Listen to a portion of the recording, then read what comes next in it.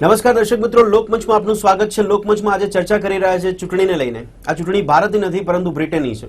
બ્રિટનની ચૂંટણીની ચર્ચા કરી રહ્યા છે કારણ કે તેનું પરિણામ જાહેર કરવામાં આવ્યું છે અને આ પરિણામમાં સૌથી વધારે પરિણામ મેળવનાર એવી જે પાર્ટીની વાત કરવામાં આવે તો એ કન્ઝર્વેટિવ પાર્ટી કે જેના પ્રધાન જે કહેવાય છે એ થેરેસા મે છે અને ત્યારબાદ લેબર પાર્ટી આવી રહી છે કે જે 281 સીટ પર જીત હાંસલ કરી છે।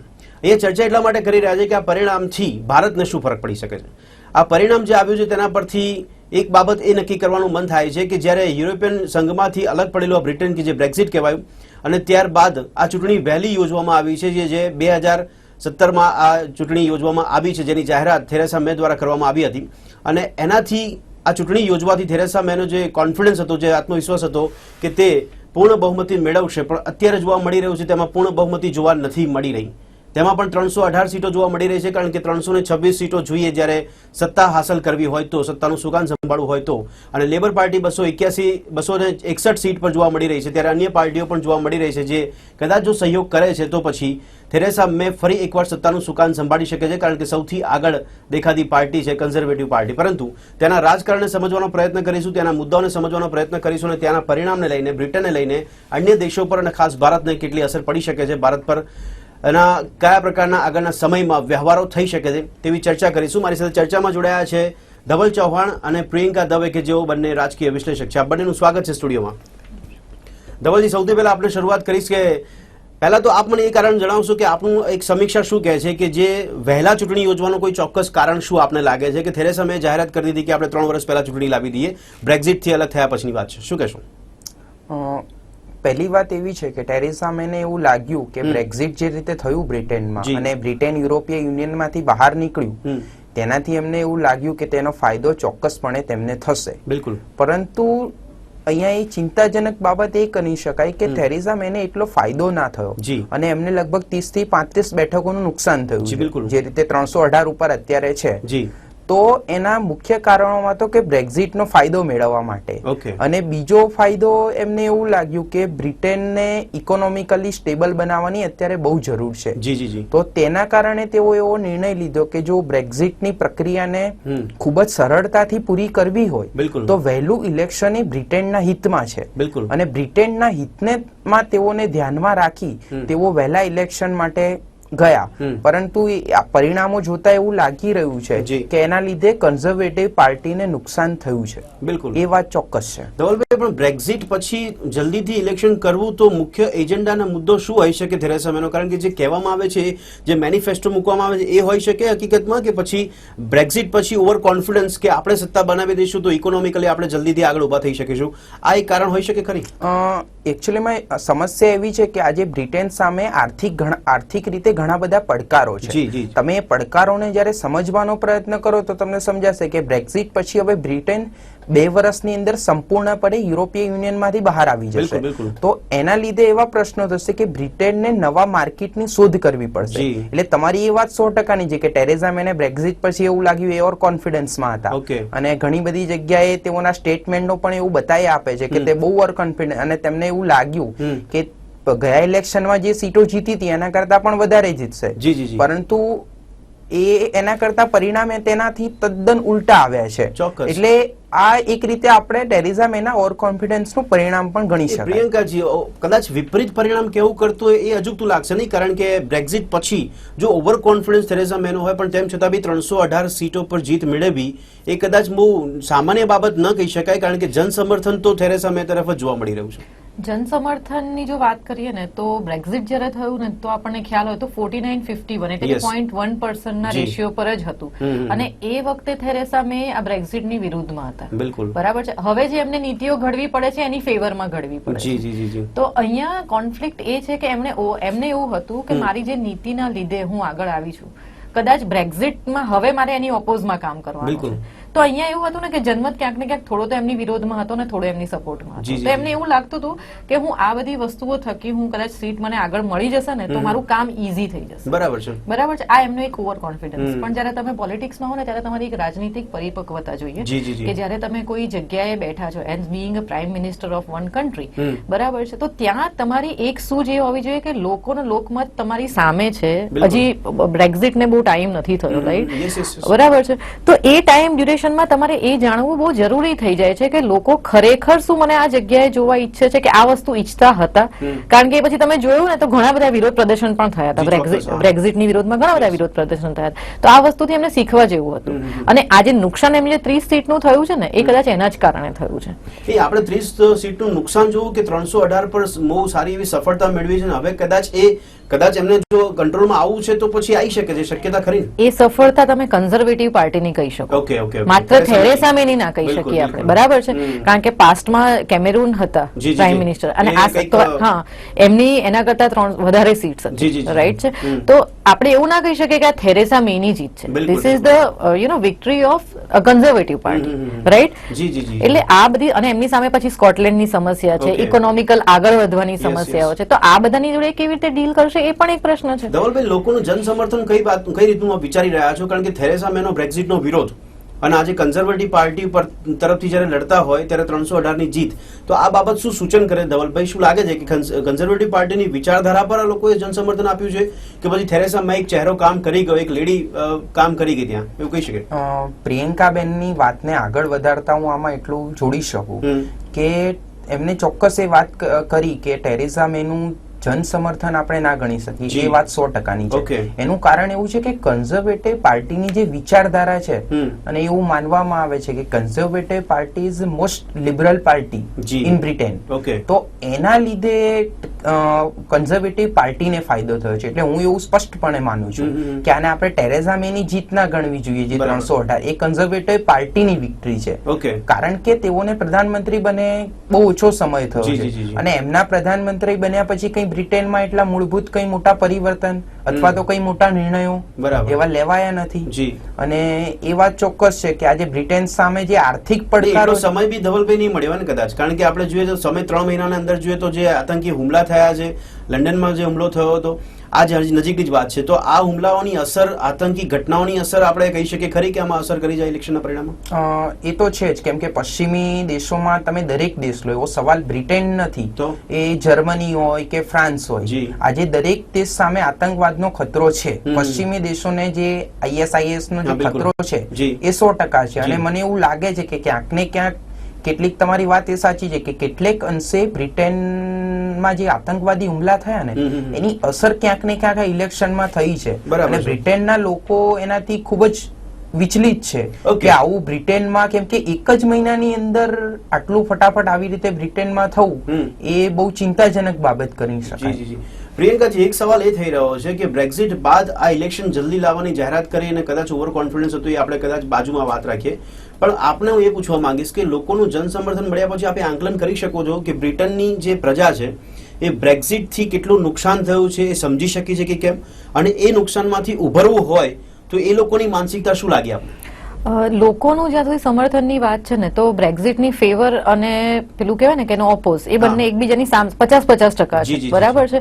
હવે એ વખતે બ્રેક્ઝિટના જો તમે કારણો તપાસશો ને તો એવા કારણો હતા કે ભાઈ અનએમ્પ્લોયમેન્ટ 20% કરતા વધી ગયું છે, બરાબર છે? જ્યોગ્રાફિકલ કન્ડિશન્સમાં એવું થતું હતું કે ભાઈ અમારા જે ભાગ છે અમારા યુઝમાં ઓછા આવે છે ને, યુરોપના યુઝમાં વધારે જાય છે. અને third and the main point of the monopoly of the country. Britain એક સામ્રાજ્યવાદી દેશ પહેલેથી, એક મોનોપોલી હતી. જો યુરોપિયન યુનિયનમાં જોડાયેલું રહેત તો એ છે કે એમની નામના ખોવાનો ક્યાંક ડર હતો એમને, સાંસ્કૃતિક નામના જે આપણે કહી શકીએ, બરાબર છે? આ 3 કારણો હતા. તો તમે જુઓ છો કે સાંસ્કૃતિક નામના વાળા જે લોકો હતા ને એ લોકોએ બ્રેક્ઝિટનો પૂરેપૂરો સપોર્ટ કર્યો, કાં તો પછી એમ્પ્લોયમેન્ટ વાળા લોકોએ સપોર્ટ કર્યો, બરાબર? હવે આમાં બ્રિટિશર્સ કેટલા, પહેલા પ્રશ્ન તો એ છે. જે આપણે ઇકોનોમીની વાત કરીએ છીએ તો બ્રિટનમાં બ્રિટિશર્સ કેટલા કે જે લોકો અનએમ્પ્લોયમેન્ટ છે? તમે અત્યારે બ્રિટનની ઇકોનોમી, આપણે થોડુંક હું સાઈડમાં જરા વાત કરું તો પ્રશ્ન તમારો એ હતો કે ભાઈ કેટલા લોકો સપોર્ટ ને કેટલા, અને આ પોલિટિક્સ આગળ કેવી રીતે જાય છે. પણ મારો અહીંયા પ્રશ્ન એ છે કે બ્રિટનની ઇકોનોમી અત્યારે તમે જુઓ ને તો 35% થી 37% of economy depending on Indians or Asians, right? તો આ લોકોનો સપોર્ટ એમને એવું હતું, અહીંયા એવું કહી શકાય કે થેરેસા મેને એવું હતું કે અહીંયા જો હું સપોર્ટ કરીશ ને તો ઇન્ટરનેશનલ લેવલે અત્યારે જે રાઇટિસ્ટ ગવર્મેન્ટ ઉભરી રહી છે ને એના સપોર્ટ મને મળતા જશે. બધી જ કંપની, બધી જ પેલું કહેવાય ને, બધી જ પોલિટિકલ પાર્ટીએ મળીને 56 to 57 ટિકિટ્સ આપી અને પ્રમોટ કર્યું આગળ, બરાબર છે? તો હવે તમે અહીંયા એવું કહી શકો કે માત્ર અમુક જે સાંસ્કૃતિક વિચારધારા વાળા લોકો છે એને જ એનો વિરોધ કર્યો છે અને એ જ કદાચ અત્યારે કન્ઝર્વેટિવ પાર્ટીની ઓપોઝમાં ઉભા છે. બાકી બધા એવા છે કે જેને આગળ વધવું છે ને તો કન્ઝર્વેટિવ પાર્ટી જશે, કારણ કે લેબર પાર્ટી જે છે એ સમાજવાદી પાર્ટીની વિચારધારા પહેલેથી લઈને ચાલે છે. લિબરલ પાર્ટીમાં તમે જોયું કે એમના લીડરનું અત્યારે હાર થઈ છે, તો એ જોવા મળે છે કે હવે લોકોને આગળ વધવું છે, હવે એ લોકો એ પાછળની વિચારધારામાં રહેવા નથી માંગતા. બરાબર. સૌથી મહત્વ તો ધવલભાઈ એ થાય ને અહીંયા કે લેબર પાર્ટીને વધારે સારી એવી જીત મળવી જોઈતી હતી. જો બ્રિટનમાં જે બ્રેક્ઝિટ થયા પછી ખાસ મહત્વનો જે એજન્ડા લેબર પાર્ટીના હોય છે એમ્પ્લોયમેન્ટના હોય છે. બ્રેક્ઝિટ પછી એ જ મહત્વનો મુદ્દો સર્જાયો કે રોજગાર શું, રોજગાર માટેની સિક્યુરિટી શું, હોમ સિક્યુરિટી શું, સોશિયલ સિક્યુરિટી શું, આ મુખ્ય મુદ્દા તો ધવલભાઈ અસર વધારે કરી જવા જોઈએ ને. એ વાત છે, પણ આમાં શું છે કે લેબર પાર્ટીના જે નેતા છે જેરોમી કોર્બિન, મને એવું લાગે છે કે જનતાને સમજાવવામાં નિષ્ફળ રહ્યા છે કે તેઓની આગળની પોલિસી અથવા તો નીતિ શું હોઈ શકે. અને મને એવું લાગે છે કે ક્યાંક ને ક્યાંક લેબર પાર્ટીને એના લીધે નુકસાન થયું છે, અને નુકસાન થવાને લીધે પણ ક્યાંક ને ક્યાંક કન્ઝર્વેટિવને ફાયદો થયો છે. કદાચ જેમ આપણે ભારતના સંદર્ભમાં જયારે વાત કરીએ છીએ કે ભારતમાં વિપક્ષ કમજોર છે, તો આપણે બ્રિટનના સંદર્ભમાં પણ એવી રીતે જોઈ શકીએ કે જે રીતે લેબર પાર્ટી જે મજબૂતાઈથી જે મુકાબલો કરવો જોઈએ કન્ઝર્વેટિવનો, જે મુદ્દાઓ અત્યારે બ્રિટનમાં આતંકવાદનો પ્રશ્ન લઈ લો કે આર્થિક કટોકટીનો પ્રશ્ન લઈ લો, આ તમામ પ્રશ્નોને ક્યાંક ને ક્યાંક કદાચ લેબર પાર્ટી જનતાને સમજાવવામાં નિષ્ફળ રહી છે. કદાચ એના લીધે પણ કન્ઝર્વેટિવને ફાયદો થયો હોય. આપણે આ રીતે એજન્ડા સારા છે, એજન્ડા સાચા બી છે, પણ એની આગળનો રોડમેપ નથી. રોડમેપ નથી, અને બીજો પ્રશ્ન છે કે જનતા સુધી પહોંચાડી ના શકે. બરાબર છે, એ હોઈ શકે. ઓકે, પણ જે આપણે અહીંયા વાત કરી રહ્યા છે કે ત્યાં રોડમેપ નથી એમની પાસે, પણ તેમ છતાં બી આપને હું એ પૂછવા માંગીશ કે શું લાગે છે કયા કયા બ્રેક્ઝિટ પછી અલગ થયા પછી બ્રિટન માટેના પડકારો કયા કયા આપને જોવા મળી રહ્યા છે, શું કહેશો? બ્રેક્ઝિટ પછી સૌથી મોટો પડકાર બ્રિટન સામે એ છે કે આ 2 વર્ષ સુધી લાંબી પ્રક્રિયા ચાલશે. હવે આ પ્રક્રિયાને પૂરી કેવી રીતે કરવી, કેમ કે આજે ઇલેક્શનનું તો પરિણામ આવી ગયું, બિલકુલ, પણ હવે આગળ શું, કેમ કે 13 જૂન સુધી કોઈ પણ રીતે એમને નવી સરકારની રચના કરવી પડશે, નહીં તો પછી બ્રિટનમાં સમસ્યાઓ નવી ઊભી થઈ શકે છે. તો બ્રેક્ઝિટ થયા પછી બ્રિટન માટે સૌથી મોટા પડકાર હોય છે કે તેઓએ નવા આર્થિક બજારો ઉભા કરવા પડશે, કારણ કે યુરોપ એ એમના માટે એક બજાર હતું બહુ મોટું, અને હવે એમને નવા બજારો ઉભા કરવા પડશે. અને તેથી જ તમે કદાચ જોયું હશે કે આમતોર પર બ્રિટનના પ્રધાનમંત્રી કોઈ પણ નવા બને ને તો સૌથી પહેલા અમેરિકા જાય, પણ આ ટેરેઝા મે કંઈક અલગ જ કર્યું અને પ્રધાનમંત્રી બન્યા બાદ સૌથી પહેલા તેઓ ભારત આવ્યા. એટલે આને આપણે એ રીતે જોઈ શકાય, કદાચ ટેરેઝા મેને અંદાજો હતો જ કે બ્રેક્ઝિટ થયા પછી બ્રિટનની પરિસ્થિતિ શું હોઈ શકે, એટલે તેથી જ તેઓ એશિયા ઉપર ફોકસ કર્યું અને માર્કેટ, અને હવે તેઓનો નેક્સ્ટ ટાર્ગેટ પણ એશિયા જ હશે.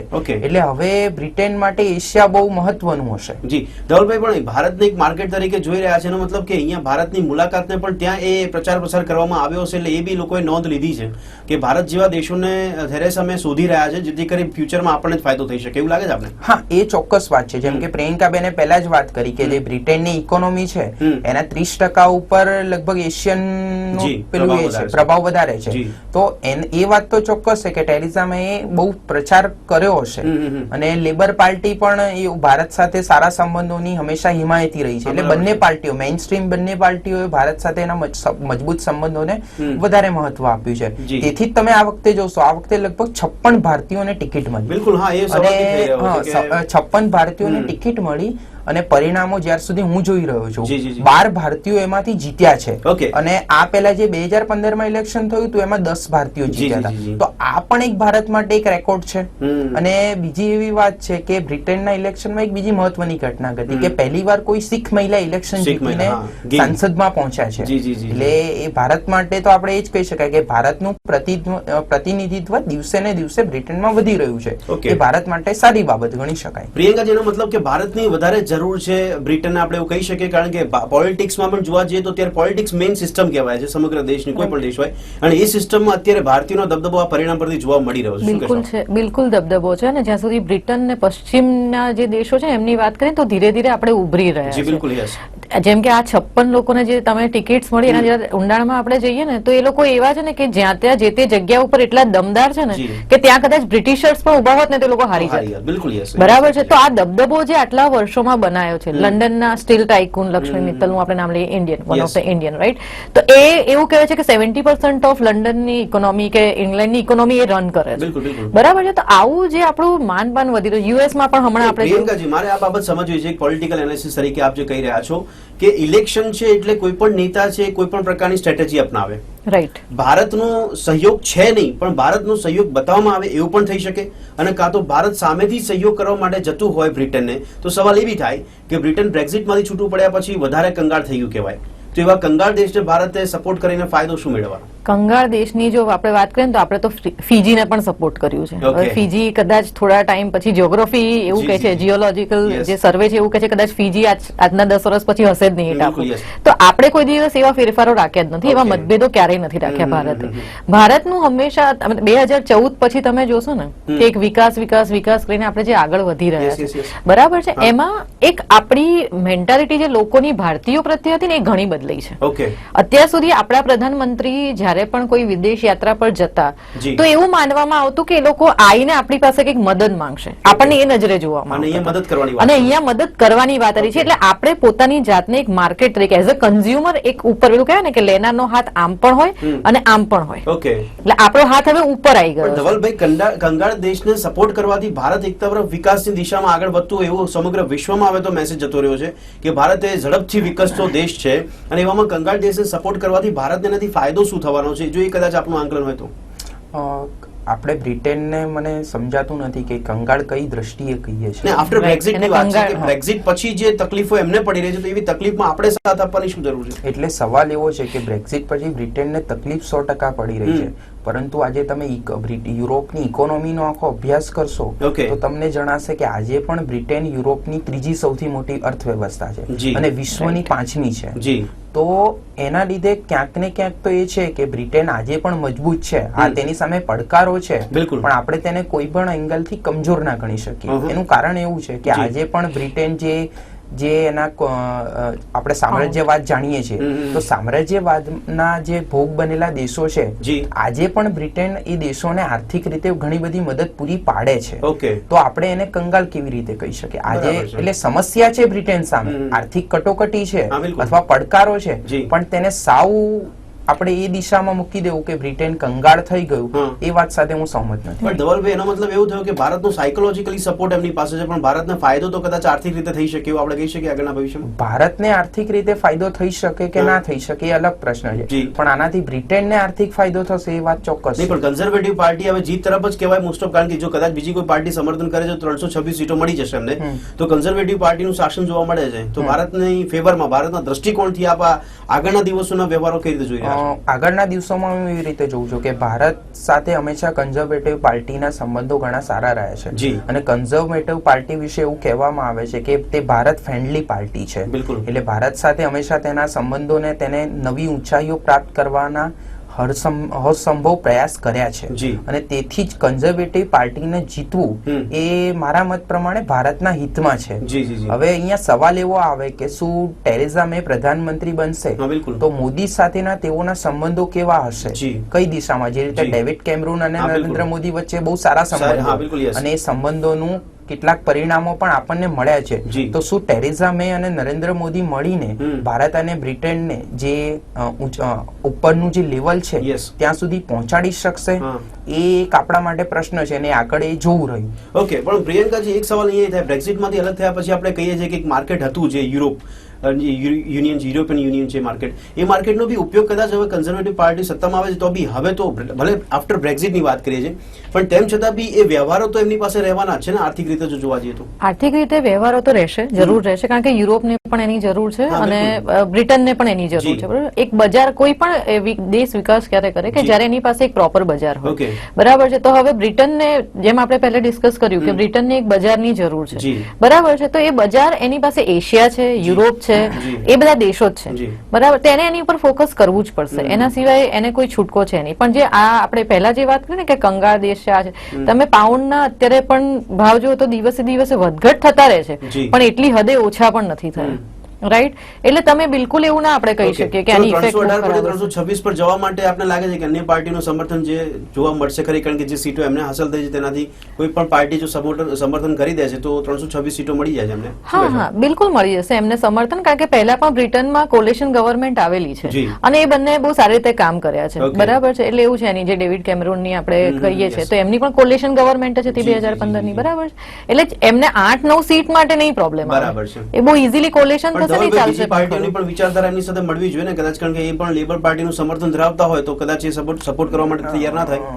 એમાં એવું છે કે સ્કોટિશ નેશનલ પાર્ટી જેને 35 બેઠકો મળી છે તેને એવું કીધું છે કે અમે જો પ્રયત્ન કરીશું અમે લેબર પાર્ટી સાથે જઈને સરકાર બનાવવાનો, પણ હવે મને એને દૂર દૂર સુધી કોઈ શક્યતા દેખાતી એટલે શક્યતાઓ મને દેખાતી નથી. અને લિબરલ ડેમોક્રેટ્સના જે નિક ક્લેગ છે એ તમને ખબર હશે કે 2010 થી 2015 સુધી જયારે ડેવિડ કેમેરોન પ્રધાનમંત્રી હતા ત્યારે તેઓ ઉપપ્રધાનમંત્રી હતા અને તે 5 વર્ષ દરમિયાન કોઈ સમસ્યા આવી નથી. એટલે લિબરલ ડેમોક્રેટ્સ વિશે એવું જણાય છે કે તેઓ કન્ઝર્વેટિવની વધારે નજીક છે અને તેઓને 16-17 બેઠકો તો આવી જ ગઈ છે. એટલે 318 અને 16-17 ને તમે પ્લસ કરી દો તો 326 નો જે જાદુઈ આંકડો છે ત્યાર સુધી મને નથી લાગતું કન્ઝર્વેટિવને પહોંચવા માટે કોઈ સમસ્યા થાય. તો આપણે એવું કહી શકીએ ને ચૂંટણીના પરિણામ પર તેનો મતલબ કે આખરે ભલે ઓવર કોન્ફિડન્સ કહેવાતો હતો પણ જીત તો આખરે થેરેસા મે એટલે કે કન્ઝર્વેટિવ પાર્ટીની થાય છે. હા એ વાત તો ચોક્કસ છે. શાસન તો આપણને એમનું જોવા મળશે. હા એ વાત તો ચોક્કસ છે કે ટેરેઝા મે ફરીથી પ્રધાનમંત્રી બનશે એમાં કોઈ સવાલ નથી. હવે આપણે એ જોવું રહ્યું કે તેઓ બ્રિટનને કઈ દિશામાં લઈ જાય છે. હવે અહીંથી ચર્ચા આપણે એ છોડી દેવી જોઈએ કે ટેરેઝા મે પ્રધાનમંત્રી. પણ આ પરિણામ પછી ધવલભાઈ એવું લાગે છે ખરી કે જલ્દી ચૂંટણી જે લાવવામાં આવી એ ફેવર થઈ શકી ખરી થોડા અંશે પણ, અથવા તો જલ્દી ચૂંટણી લાવવામાં આવી છે એ નિર્ણય જે છે ડિસિઝન છે કેટલું યોગ્ય આપને લાગે છે? જલ્દી ચૂંટણી લાવવી એ ટેરેઝા મેનો વ્યક્તિગત નિર્ણય હતો. એટલે આપણે એમના નિર્ણય વિશે એવું કહી શકીએ કે તેઓ જલ્દી ચૂંટણી લાવવાથી તેઓ ઈચ્છતા હતા કે પૂરેપૂરી મેજોરિટી મળી જશે. એ ના મળી એક અલગ પ્રશ્ન છે, પણ હા એ છે કે ટેરેઝા મેને જે બીજી વાર પ્રધાનમંત્રી બનવાની આશા હતી એ તેઓની આશા 100% પૂરી થઈ. ઓકે, પણ પ્રિયંકાજી યાર જે કન્ઝર્વેટિવ પાર્ટી હાયર કરે છે એજન્ડા બધા જે લેબર પાર્ટીના છે, કારણ કે હવે જો સત્તામાં સુકાન સંભાળશે તો પછી જે કારણ કે સામાન્ય વ્યક્તિને નડતા મુદ્દાની વાત કરો તો ત્યાં રોજગારીની વાત છે, એક સિક્યુરિટીની વાત છે, કારણ કે જોબ સિક્યુરિટી પણ જોઈએ છે લોકોને, હોમ સિક્યુરિટી પણ જોઈએ છે, સોશિયલ સિક્યુરિટી પણ જોઈએ છે. તો એ મુદ્દા પર ફોકસ કરવાની કેટલી જરૂર પડશે, શું કહેશો તમે? ટેરેઝા મેના જો ચૂંટણીના મુદ્દાઓ જોશો ને તો એમાં મોટા ભાગના મુદ્દા એ જ છે. એમ્પ્લોયમેન્ટ છે, ફ્રેન્ડશિપ ટ્રીટીઝ એટલે કે એક બધા દેશો સાથે મિત્રતાની વાત છે, અને સ્કોટલેન્ડનો જે એમનો પ્રોબ્લેમ છે એ એમને સોલ્વ કરી આપવાની. સોલ્વ એટલે એમ કે એમાંથી કંઈક વચગાળાનો રસ્તો કાઢવાની એમની વાત છે, બરાબર? આ 3-4 વસ્તુ ઉપર જ એમણે આ ઇલેક્શન લાવ્યા હતા એવું આપણે કહી શકાય. આમાં બીજી વસ્તુ એ છે કે ટેરેસા મે સામે જે પ્રશ્નો છે, હવે 1.5 વર્ષનો એમનો ટાઈમ અત્યારે ગયો, બરોબર છે? એ 1.5 વર્ષમાં એમને એવું થોડુંક તો કંઈક કર્યું હશે કે કન્ઝર્વેટિવ પાર્ટીની જે નામના છે ને એ ડોળાઈ નથી, કમસે કમ, બરાબર છે? એટલે જે પરિસ્થિતિ છે ને એને સાચવી રાખવામાં એ ક્યાંક ને ક્યાંક સક્સેસ તો છે જ. હજી 3 વર્ષ પહેલા ચૂંટણી લાવી દીધી છે, તો હવે આ ચૂંટણી હવે જે શાસનનો સમયગાળો હશે કેટલો સમયગાળો હશે એ તો આપણે એના કામ પરથી, એમના કામ પરથી જોઈ શકીએ, કારણ કે એનું કારણ એ જ છે કે તમે કોઈના પણ કામ કર્યા પહેલા એવું ના કહી શકો કે આ માણસ વ્યવસ્થિત જ કામ કરશે. અત્યાર સુધી તો બ્રેક્ઝિટ થયું, પેલું કહેવાય ને કે એક કોઈ પણ એક વસ્તુને ડાયવર્ટ કરવી હોય તો એને બીજી વસ્તુ તમારે હાથે. અત્યારે ઇલેક્શન એકદમ આવી ગયું છે, બરાબર છે? એમણે ઇલેક્શન આપી પણ દીધું, પરિસ્થિતિ ડાયવર્ટ પણ થઈ ગઈ, પણ એ ડાયવર્ઝન ને પછી એ કેટલી હદ સુધી રન કરી શકે ને એ એમના કાર્યો ઉપરથી આવશે. ઓકે, અને છેલ્લી વાત હું ધવલભાઈ આપને પૂછવા માંગીશ, ખાલી ભારત સિવાય બીજી કઈ કઈ દેશોની આપ વાત કરી શકો છો કે જો આ પરિણામ પરથી કન્ઝર્વેટિવ પાર્ટી શાસન કરે છે તો બીજા કયા દેશોને માર્કેટ તરીકે શોધે છે, પણ એ દેશોને કેટલો ફાયદો થઈ શકે છે, તો કયા દેશોની આપ વાત કરશો? એમાં મુખ્યત્વે જે ચાઇના, ભારત અને ચાઇના, એ ચાઇના એમના માટે સૌથી મોટું માર્કેટ છે આજે, બરાબર છે? અને બ્રિટેન એવો પ્રયત્ન કરશે કે ચાઇના સાથે પણ સંબંધો તેવા મજબૂત થાય. આ બાજુ બીજું એવું છે કે યુરોપના યુનિયનમાંથી બહાર નીકળ્યા પછી હવે બ્રિટેને યુરોપ સાથેના સંબંધોનું પૂર્વ અવલોકન કરવું પડશે. તો એ અવલોકનની દિશામાં જયારે આગળ વધશે ત્યારે ટેરેઝા મે સામે પડકાર હશે કે હવે તેને યુરોપ સાથે કેવા પ્રકારના વેપારિક સંબંધો રાખવા. તેથી તમને એક વાત, અમને થોડા સમય પહેલા જર્મન ચાન્સેલર એન્ગેલા મર્કેલ એવી વાત કરી કે બ્રેક્ઝિટ જે થયું ને એને હવે તમે ભૂલી જાઓ, હવે આપણે બ્રિટેન સાથેના નવેસરથી સંબંધો સ્થાપિત કરવા પડશે. એટલે હવે બ્રેક્ઝિટ કોઈ પ્રશ્ન નથી, એન્ગેલા મર્કેલે પણ કહી, કેમ કે તેઓ જાણે છે કે હવે બ્રેક્ઝિટ થઈ ગયું એ થઈ ગયું, હવે આપણે આગળ વધવાનું. હવે આ પરિણામ પરથી તો આપણે લાગે ધવલભાઈ કે સાયકોલોજીકલી તો બ્રેક્ઝિટને ભૂલી જવાની જરૂર છે બ્રિટેનના લોકોએ. હા, બ્રિટેનના લોકોએ ચોક્કસ એ વાત છે કે બ્રેક્ઝિટને ભૂલી જવાની જરૂર છે, પરંતુ બ્રિટેનના લોકો ક્યાંક ને ક્યાંક તો એવું વિચારતા જ હશે કે શું ખરેખર બ્રેક્ઝિટના લીધે બ્રિટેનને ફાયદો થયો કે નુકસાન થયું, એ અલગ છે. કેમ કે જે બ્રેક્ઝિટ થયું એમાં 51 અને 49 હતા, એટલે ત્યાંની જનતા એ મૂંઝવણમાં છે કે ખરેખર બ્રિટેન બ્રેક્ઝિટ એનાથી બ્રિટનને ફાયદો થયો કે નુકસાન થયું એ અત્યાર સુધી કોઈ સમજી શક્યું જ નથી. ચોક્કસ. તો દર્શક મિત્રો, આ ચર્ચાને અહીંયા સમાપ્ત કરીએ, પરંતુ જોવાનું જે હતું કે પરિણામ પછી કયા પ્રકારના ફેરફાર આવે છે હવે આપણને આગળના દિવસોમાં ખ્યાલ આવશે. પરંતુ જેમ આપણે જોઈએ પ્રમાણે કે ભારતીયોનો દબદબો બ્રિટનમાં જોવા મળ્યો છે, એ જે ઇલેક્શનની જે પ્રોસેસ થઈ છે તેમાં ભારતીયોનો દબદબો જોવા મળ્યો છે. એનો મતલબ એ થાય છે, એક સંકેત મળી રહ્યા છે કે બ્રિટનને ભારતનો સારામાં સારો સહયોગ છે અને ભારતને પણ બ્રિટન તરફથી સહયોગ મળી શકે છે આગળના દિવસોમાં. જેમ ધવલભાઈ કીધું પ્રમાણે કે ત્યાંના પ્રધાનમંત્રી અને ભારતના વડાપ્રધાન આ બંનેના હવે વ્યવહારો કેવા રહેશે, સંબંધો કેવા રહેશે, જેનાથી બંને દેશોને ફાયદો થઈ શકે, એ જ મુખ્ય હેતુ હશે. આ ચર્ચાને અહીંયા સમાપ્ત કરે છે. આ ચર્ચામાં બંનેએ ભાગ લીધો તે બદલ આપનો આભાર. Thank you. ફરી મળીશું દર્શક મિત્રો લોકમંચમાં એક નવા વિષય સાથે. ત્યાં સુધી રજા આપશો. નમસ્કાર.